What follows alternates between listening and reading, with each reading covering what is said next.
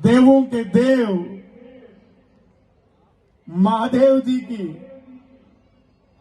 इस महाशिवरात्रि के पर्व में आज अपन सब लोगों को शामिल होने का सौभाग्य प्राप्त हुआ है। भगवान महादेव को संघर्ष का प्रतीक भी माना जाता है।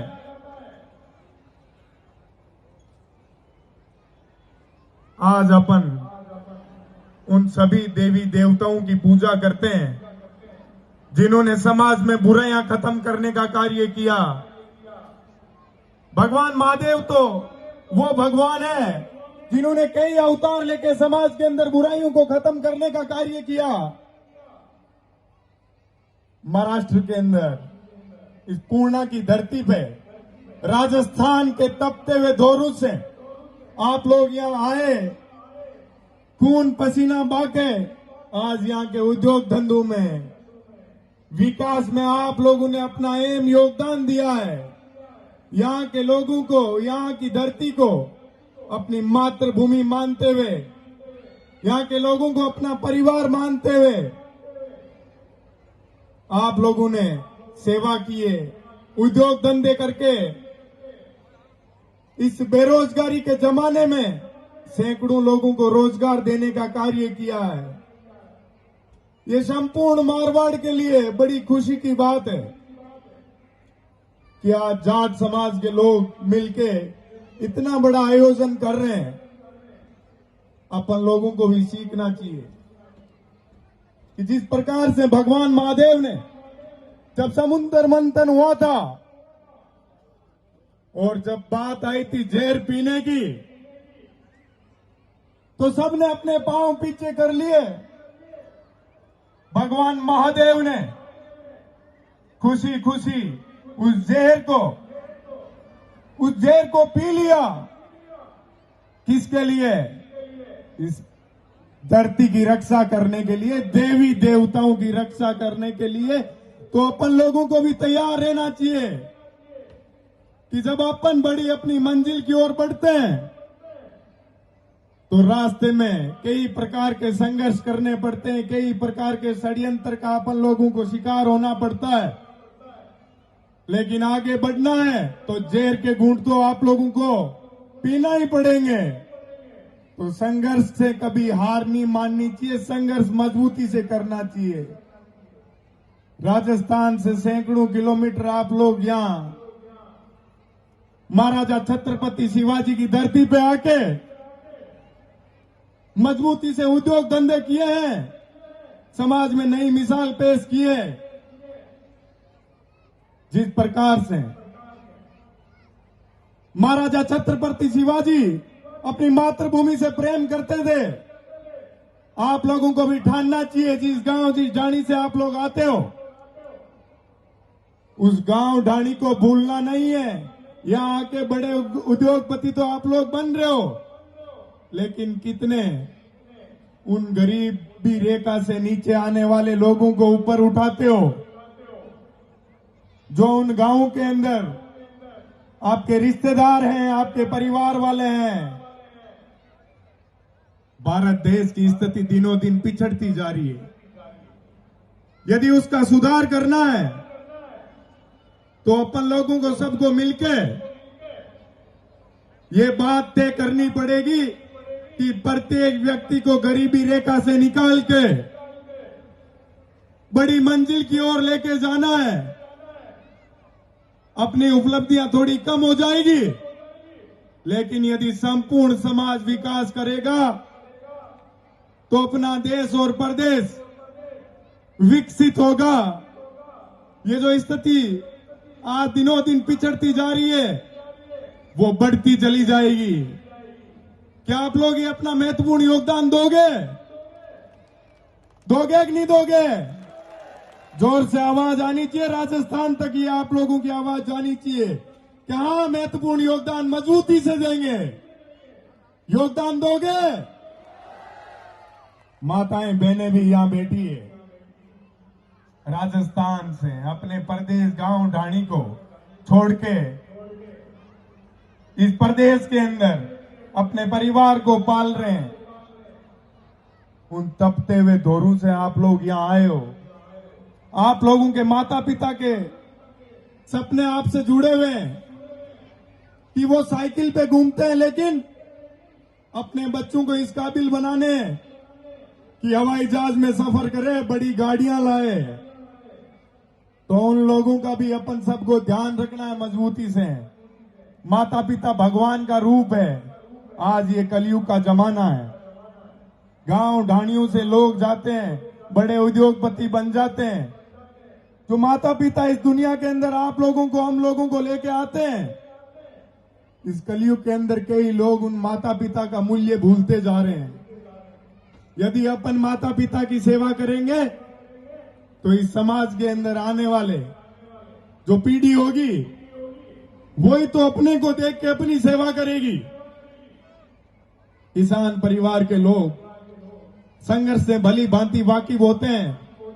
किसान परिवार से आने वाले लोगों के संघर्ष खून में होता है। तो अपन लोगों के यदि संघर्ष खून में है तो अपने को आज जरूरत किस चीज की है? अपनी ताकत को जगाने की।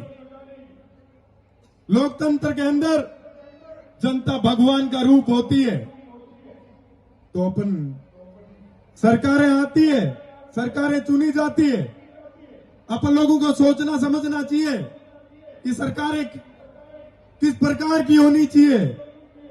आम जन के लिए, कमजोर वर्ग के लोगों के लिए जो सरकार कार्य करती है उसको अपन लोगों को लंबा चलाना है। मजबूत व्यक्ति तो अपने हक की लड़ाई खुद ही लड़ लेगा। जरूरत किसको है आज के समय में? समाज के अंदर उन लोगों को जरूरत है जो गरीबी रेखा से नीचे आते हैं, जो मजदूर है, कमजोर वर्ग से आते हैं। उन लोगों को मजबूत करने का कार्य करना है।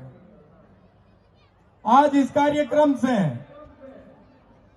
शिवाजी महाराज की धरती से अपन लोगों को आज सौगंध खानी चाहिए। संपूर्ण युवा शक्ति को ठानना चाहिए कि अपन अपने गांव के, प्रदेश के, देश के उस युवा पीढ़ी को आगे लाने का प्रयास करेंगे जो बेरोजगारी से पीड़ित है। उनको रोजगार देने का कार्य करना है।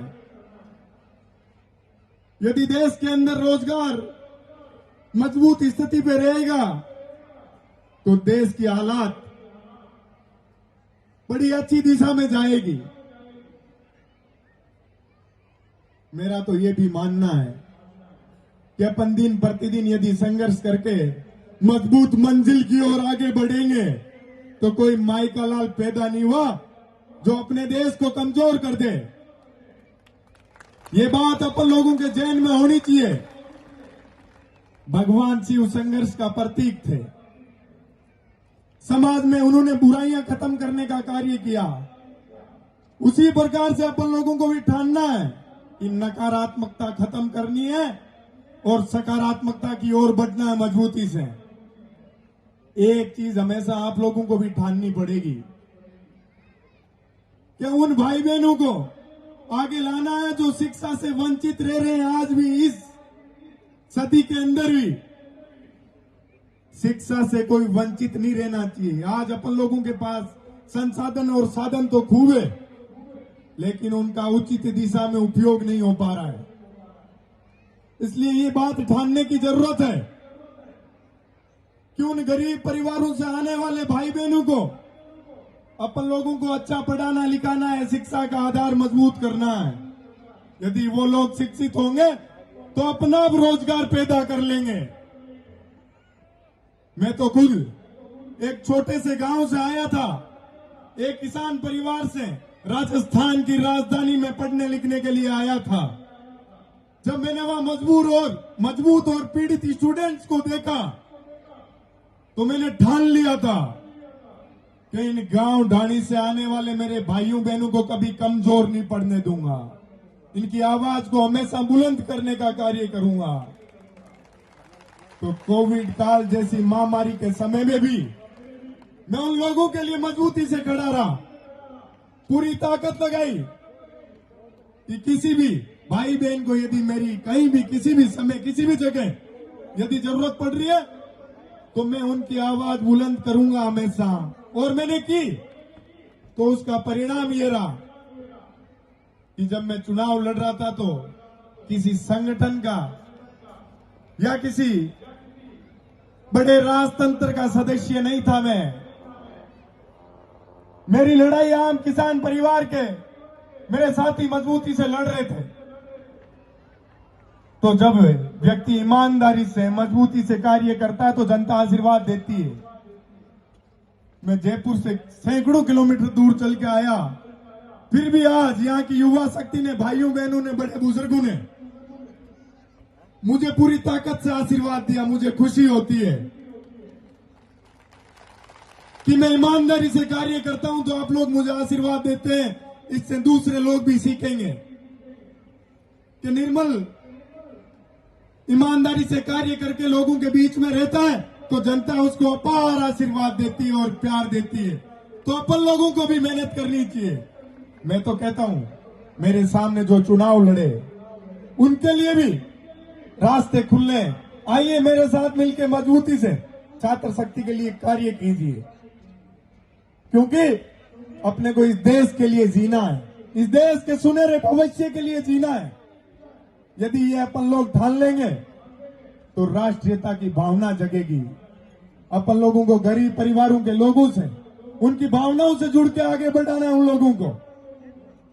साथियों, जब मैं पूना आ रहा था तो राजस्थान के अंदर भी मेरे आज 4-5 कार्यक्रम थे। तो उन लोगों ने कहा पूना में तो आपका एक ही कार्यक्रम है, यहां रह के हम लोगों के बीच आइए। तो मैंने उनको कहा आप लोगों के बीच तो हमेशा आता रहता हूं मैं। आज अपने मारवाड़ के लोग वहां याद कर रहे हैं तो उन लोगों के बीच पहुंचना इसलिए जरूरी है क्योंकि उन लोगों को भी कभी कहीं जरूरत पड़ेगी तो उनका हौसला मजबूत करने के लिए मैं पहुंच जाऊंगा। मेरे को ताकत मिलती है आप लोगों के आशीर्वाद से, और यदि आप लोग मेरे ऊपर मजबूती से आशीर्वाद रखोगे तो उस गरीब तबके से, कमजोर वर्ग से आने वाले प्रत्येक मेरे भाई बहन की आवाज को मैं हमेशा बुलंद करने का प्रयास करूंगा। क्योंकि मैं भी हमेशा याद रखता हूं एक छोटे से परिवार से आया हूं, छोटे से गांव से आया हूं। आप लोगों ने आशीर्वाद देके मुझे मंच उपलब्ध कराया, तो मैं जीवन भर आप लोगों के लिए ईमानदारी से एक सेवक के रूप में कार्य करूंगा। ये मेरा मजबूत इरादा है और इसके लिए मैं जीवन भर कार्य करूंगा। बस आप लोग आशीर्वाद बनाए रखना। अब भगवान महादेव का जयकारा लगाना है। बोलिए भोलेनाथ की, बोलिए भोलेनाथ की। राम राम सा, धन्यवाद। बहुत बहुत धन्यवाद आदरणीय बड़े भाई निर्मल जी चौधरी।